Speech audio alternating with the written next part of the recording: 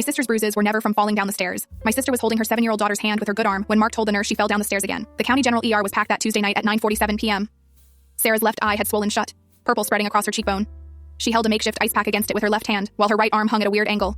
Mark stood too close, his hand pressed against her lower back like he was holding her up, or holding her in place. Third time this year? The nurse looked up from her computer screen, fingers paused over the keyboard. She glanced between Sarah's injuries and Mark's face. Mark answered before Sarah could open her mouth. She's always been clumsy. You know how it is. Emily tugged on my sleeve. My niece's voice came out in a whisper only I could hear. Mommy didn't fall. Sarah's good hand squeezed Emily's fingers so hard the little girl winced.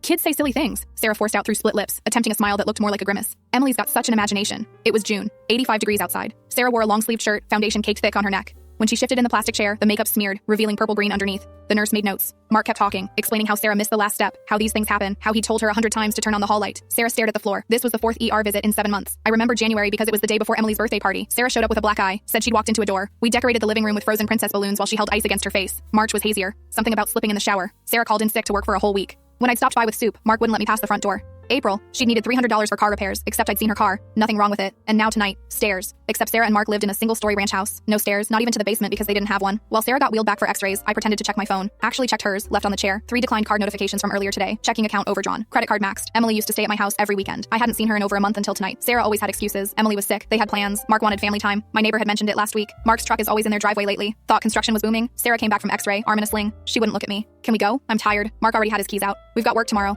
Sarah hadn't worked in a week. The next morning, Sarah dropped Emily at my house before school. Had to run errands, she said. Wouldn't say what kind. Emily's backpack spilled open when she set it down. Papers scattered across my kitchen floor. As I helped her gather them, the drawings made me freeze. Crayon pictures. A stick figure man with a red scribbled face. A woman figure with blue tears streaming down. A house covered in black angry marks. And one that made my stomach turn. 2 figures. The bigger one's arm raised, hitting the smaller one. Emily saw me looking. Those are my secret drawings. Mommy doesn't know. I kept my voice gentle. Emily, does Uncle Mark get angry sometimes? She shut down instantly. I'm not supposed to talk about home stuff. Then quieter. Grandma Stevens says if I tell, they'll take me away. I texted Sarah. We need to talk about Mark. Her response came back fast. Please don't start. Not today. When I dropped Emily at school, her teacher pulled me aside. Is everything okay at home? Emily's been having accidents. Wetting herself. That's new. After drop-off, I drove straight to Sarah's house. Mark's truck sat in the driveway. 11 a.m. on a Wednesday. Construction season was peak right now. He should have been at a job site. Mark answered the door, beer already in hand. He blocked the doorway with his body. She's fine. Mind your own business. Sarah appeared behind him. Fresh foundation, thick as paint, a turtleneck in summer heat. Sarah, please, can we just talk? Mark's hand found Sarah's shoulder. Tell her you're fine, babe. Sarah's voice came out flat, mechanical. I'm fine. Please go.